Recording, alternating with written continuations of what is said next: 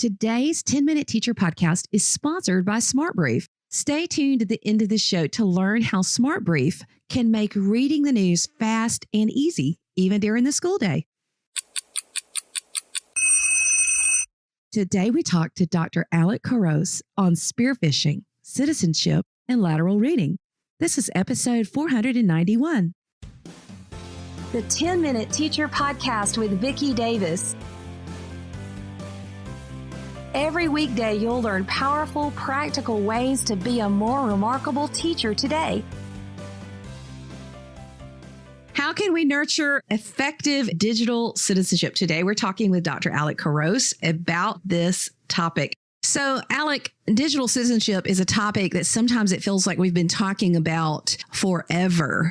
And I almost wonder if we've not gone backwards in our progress with digital citizenship. What do you think about that? And where do schools need to be today with this? Yeah, those are really good points. It does feel like we're going backwards once in a while. I tend to frame it as not even the digital anymore. It's not for some time now, but really thinking about positive and active citizenship is probably the term I use more often. But when we're thinking about, as you mentioned, we think we're going backwards sometimes. We have to be historic about these things. And the place I often start is thinking about a little bit of the history of our web, thinking about where we've individually been, but even the broader sense of history, thinking about the internet as sort of that techno-utopian beginning where, it was this idea that we could just connect, that back in the 60s to the 80s, when we start getting into these connections, just this idea that someday we might be connecting to strangers across the internet. And then we got into the 90s with MUDs and MOOCs and some of the sort of geekier things as well. Then the 90s came around and we got a little scared because this internet thing was going to stay around, I think, for a bit. We were starting to get into web browsers and we started thinking about, cyber dangers and so on. And so that was a big part of it. But I think understanding where we've come from and in our current stage now where we've really moved into this ubiquitous web, this idea that, our kids bring phones into many of our classrooms. Their parents support these devices.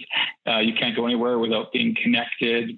We see heavier corporatization, advertising, bullying, some of the really negative aspects of it. But at the same time, the more positive aspects and the ones that we can really leverage are, this idea that there's some amazing learning happening online in informal and non-formal spaces, things that we can connect to on the internet, and things that can probably stimulate us and excite us in many ways in terms of how we can change our teaching practice. And I guess that's where I want to start with the history and then move forward to what we can actually do about it.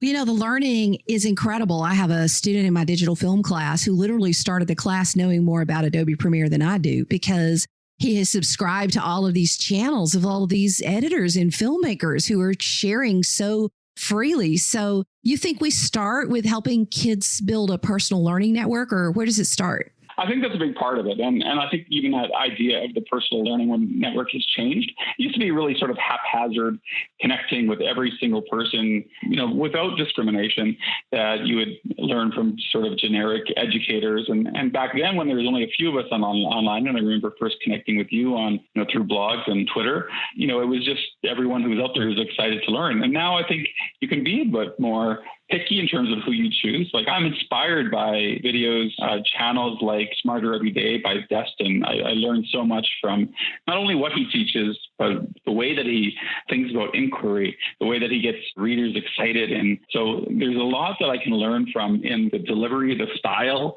And if I'm excited by that, my students in many ways are much more excited by that, but they're also expecting that from me in many ways.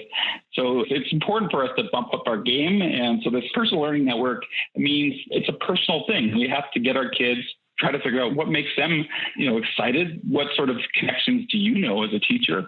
And then sort of let them connect in different ways. And hopefully they can bring that to the table and share back what they're learning and how they're learning. So, Alec, does this mean to bump up our game that all of us teachers, and you included, we have to have YouTube channels? Well, one of the things I do in my grad class is I actually help my students create videos that are sort of those really great style, interactive, engaging videos, not necessarily channels, but, thinking more about multimedia and multimodality. A great place to start is new literacy studies. The idea, especially from people like James Paul G., looking at multimodality, multiliteracies, and just getting this idea in your head that I think students will learn in much more visual or auditory ways versus, the text that we often bring them. And of course, we're not all doing that. I think many of us engage in all sorts of different, hands-on learning, visual learning, but we can do things even better in some ways. And I think that's the big piece of that, is really trying to understand at the very beginning, how do we, move students from consumers to creators?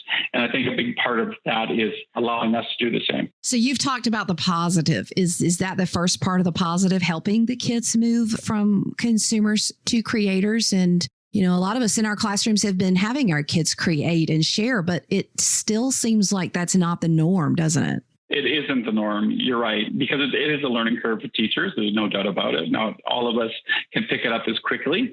And I think we also have to think about, some of the negatives out there, certainly. So concurrently, while kids are connecting and while teachers connect, we have to always be thoughtful about the sources that we choose, how relevant they are, how accurate they are. And so the second piece, which I think really is concurrent with the first, is nurturing a critical disposition or developing a skeptic's mindset. So starting with some of the information literacy examples that there's lots of resources online, but even getting into everyday information literacy, the memes that you see on Facebook, debunking some of those things, and try to find the funny ones, because it can apply to the more political, more ideological ones. But I think starting with just some very basic instances and habits of really debunking things, going through the processes of genuine information literacy, helping kids understand that everyone out there who puts something out there, these things can be false. And we have to understand that if we're going to spend any time on the web, we have to really develop a more critical mindset. I like to do truth or fiction bell ringers with my students and give them less and less time every day to try to figure out if it's true or not. But, Alec, with AI, artificial intelligence, they have a bot that can write a news story in just minutes that looks somewhat real. So, this information literacy is vital, isn't it? Absolutely. And I know you are very aware of even fake videos, things like deep fakes, technologies out there that can create fake video very efficiently and very effectively. Like, you have to understand that a lot of the interactions that we have online aren't real people.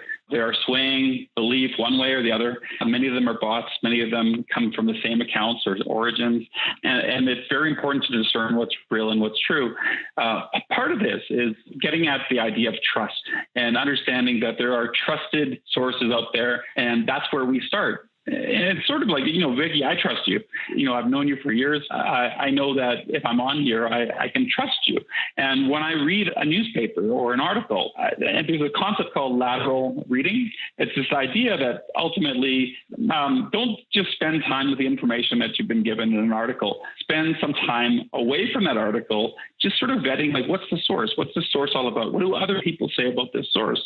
And so this idea of lateral thinking is one of the key components of really strong literacy, digital or information literacy programs, is making sure we better understand the source of the information that we're getting. So that's a new one, lateral reading.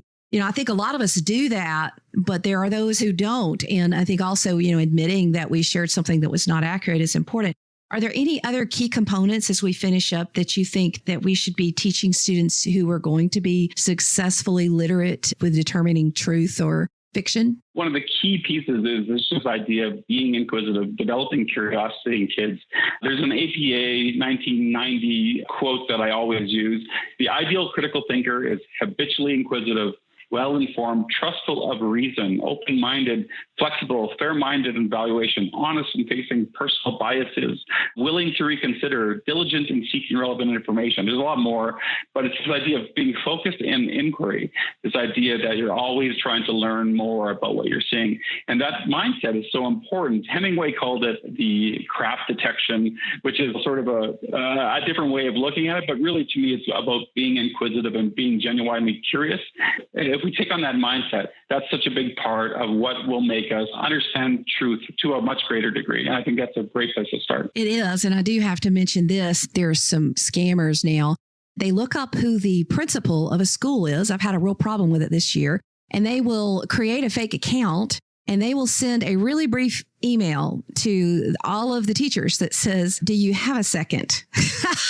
And it looks like it's from the principal. And if you look at it on your phone, you can't tell it's a fake email. And then if you go back and forth with the person, they'll ask you to go grab $500 worth of iTunes cards and scrape off the numbers and send it to them. And, it does cause confusion because of just how it comes through. And some teachers are just like, I just don't want to deal with this stuff, but it's coming to us now, isn't it? You're absolutely right. That same thing happened with my dean, who I respect as an intellectual, and he got caught up in one of these schemes. So it doesn't matter how smart you are or how intellectual you are. It's about, again, having some doubt, being a skeptic, and asking some questions is such an important piece, never being afraid to ask questions. Last statistic I read was that 1 out of 7 people will have their identity stolen. And if we can't get that detector in our mind to be skeptical and be wise, I mean, this is really something we're doing for kids and their future. Well, we could go on, but we won't. So Dr. Alec Couros is an expert on digital literacy, digital citizenship. And as he said, it's just about positive and active citizenship. Thank you, Alec. Thank you so much. The evolving world of EdTech can often seem overly complicated, but it doesn't have to be. Smart Brief on EdTech is a daily email news service made specifically for educators like us. It condenses the latest industry news into a quick 2-minute digest. The folks at Smart Brief read everything, and we get what matters. So activate your free subscription today by heading to coolcatteacher.com/smartbrief. So that is coolcatteacher.com/SMARTBRIEF. Thanks for staying smart with Smart Brief.